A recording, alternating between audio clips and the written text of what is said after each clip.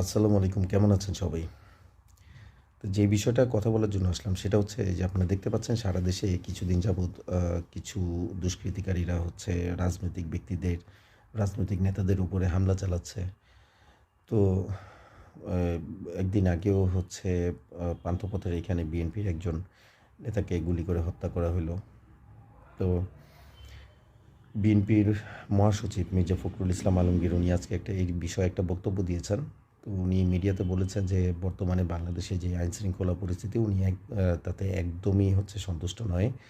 সরকার এই জায়গাটাতে বারবারই ব্যর্থ হচ্ছে। আইন প্রয়োগকারী সংস্থা হচ্ছে প্রপারলি কাজ করছে না বা এই ধরনের একটা বিষয় আরকি। আইনশৃঙ্খলা পরিস্থিতি আ অনেক দুর্বল এখন, মানে একদমই ভালো না। সারা দেশে বিএনপি নেতাকর্মীদেরকে যেভাবে অ্যাটাক করা হচ্ছে, সেখানে আসলে আইন প্রয়োগকারী সংস্থা বাংলাদেশে যারা আছে, মানে বর্তমানে যে অবস্থাতে আছে তারা কোনোভাবেই এটাকে ডিফেন্ড করতে পারছে না। এখন বিষয়টা হচ্ছে যে সচেতন নাগরিক হিসেবে এটা সবাই চায়। আমরা সবাই চাই যে এই ধরনের কোনো অ্যাটাক বা কোনো ধরনের কোনো প্রবলেমগুলা না হোক। এবং যারা অপরাধী তারা হচ্ছে আইনের আওতায় নিয়ে আসা হোক তাদেরকে, এবং তাদেরকে স্বচ্ছ বিচারটা তাদের করা হোক।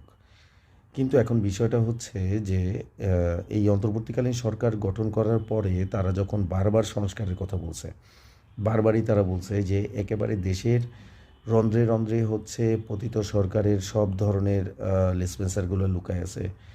ভারতের দালালগুলা লুকায় আছে। তারা সব জায়গাতে ছড়ায় ছিটায় আছে। সো এই জিনিসগুলা সংস্কার না হওয়া পর্যন্ত বাংলাদেশে একটা সুন্দর নির্বাচন ও আয়োজন করাটা একদমই সম্ভব হবে না।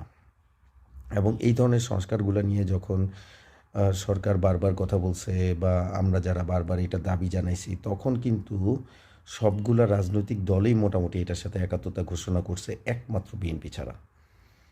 বিএনপির প্রত্যেকটা আ যেই অবজারভেশন ছিল, মানে এগেইনস্টে, সেটা হচ্ছে যে সংস্কারের এগেইনস্টে প্রত্যেকটার বিরুদ্ধেই অলমোস্ট প্রায় প্রতিটাকেই হচ্ছে তারা করছে আরকি, ডিনাই করছে, এবং তারা যেটা আবেদন জানায়, তারা যেটা বলছে সেটা হচ্ছে যে এখন কোনো সংস্কার হবে না।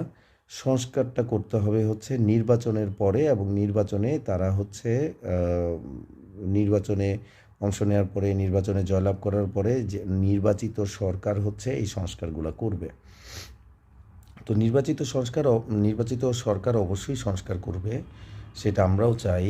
কিন্তু নির্বাচনের আগে যেই সংস্কারগুলা হওয়াটা খুব জরুরি ছিল, সেই সংস্কারগুলা কিন্তু প্রপার ওয়েতে করতে দেওয়া হয় নাই। ইভেন এখনও পর্যন্ত হচ্ছে না।